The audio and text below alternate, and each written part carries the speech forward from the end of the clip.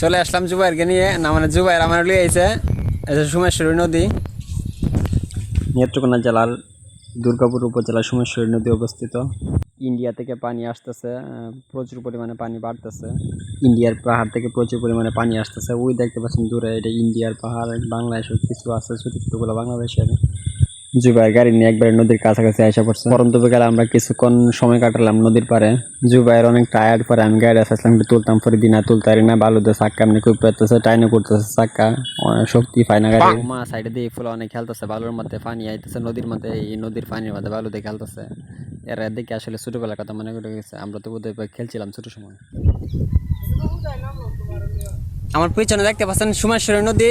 জুবাইরকে নিয়ে আসলাম। আমি তো আমার লাইফে হয়তো 2বার আসছি দুর্গাপুর, আর জুবাইরের বাড়ি সে তো প্রায় সময় আসে।